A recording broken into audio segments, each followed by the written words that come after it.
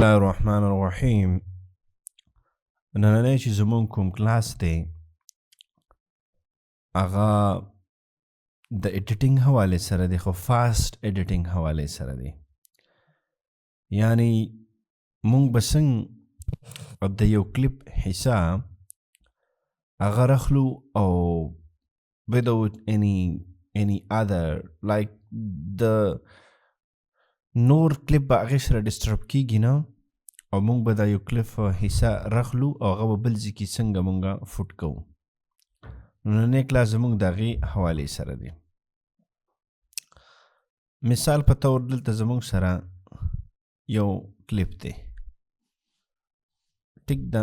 مونږ غواړو چې د دې ځای دا حصه د دې ځای دا حصه د دې ځای پورې زه راوالم. نو تاسو به مارک دا کوئ او لږ به چې کوم دی ورپسې دا کوي. نو چې دا کله راواخستو نو ګوره اوس دا زه په دې ځای کې فوټ کوم، ټیک ده. نو تاسو به راشئ لیفټ ته، لیفټ چې کوم دی دا مکمل دا ځای ډیلیټ کوو. د دې چې کومه حصه وه هغه ختمه شوله. تاسو کولی شئ چې دا اوس تاسو په کوم ځای کې فوټ کولی شئ. که تاسو دلته فوټ کوئ نو کنټرول وی به ووهئ، ټیک ده. یو خبر یاد ساتل پکار دی چې دلته زموږ سره کم ټریک په نظر باندې راځي V1 V2 V3 دا ویډیو 1 ویډیو 2 ویډیو 3. کله چې دا سلیکشن په یو ټریک باندې و نو هلته به چې کوم دی دا فیسټ کیږي. مثال کې طور پر اوس دا دی که نه، د دې نه زه دا سلیکشن ختموم، زه یې دلته راوړم.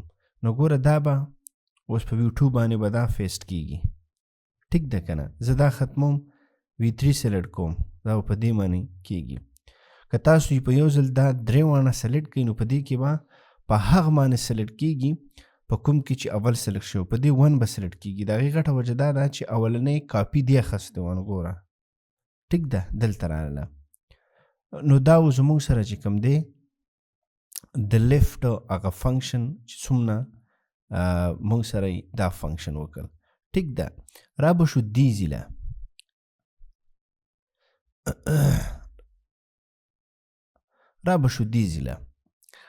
دا زموږ سره مثال کې طور پر 3 کلیپ دی، 3 ویډیو ټریک دی، صحیح ده که نه. زه غواړم چې د دې ویډیو د دې ټریک دا مین چې کوم V2 ټریک دی په دې کې څه نیمه حصه راوالم او هغه په کوم ځای کې چې ضرورت دی زما هلته یې فوټ کم. نو تاسو به په مارک اوکې دې ځای پورې دا ما فوټ کو. خو اوس تاسو که دې ځای کې خیال کړئ دا درې واړه سلیکټ شوې، ولې؟ دلته V3 V2 او V1 دی. زه غواړم چې دا منځنی راوالم، نو دا به اف کوي. موږ سره دا سلیکټ شو که نه. تاسو به چې کوم دی دا ووهئ، دا حصه یې څه ختمه کړه. کوم ځای کې ته فوټ کې زه وایم چې په V3 باندې سلیکټ کړم، نو دا به اف کې او V3 به راشي، ټیک ده. ته غواړې چې V3 نه دی ټیک، نه V1 ټیک دی، نو V1 باندې به چې کوم دی راشي. ته وایې چې نه V1 نه دی ټیک، V2 ټیک دی، نو دلته به راشي، ټیک ده. دا ور دی ملټیپل فنکشن. کنټرول زد دباوم دا ختموم، ټیک ده. خام اوس چې کوم دی زه داسې کار کوم چې ایز ا هول ټول دا راخلم. زم چې د ټول ویډیوګانې د ټول کلیپونو دا یو حصه موږ سره راشي. نو مارک ټیک ده، دا درې واړه به سلیکټ کړي، صحیح ده. که ته دا درې واړه مثال په توګه تا سلیکټ کړي 2 دي، یعنې 3 واړه دي، او تا مارک ټک دې پورته کو، بس قصه ختمه. دا به 3 واړه دلته وسته کیږي، صحیح ده.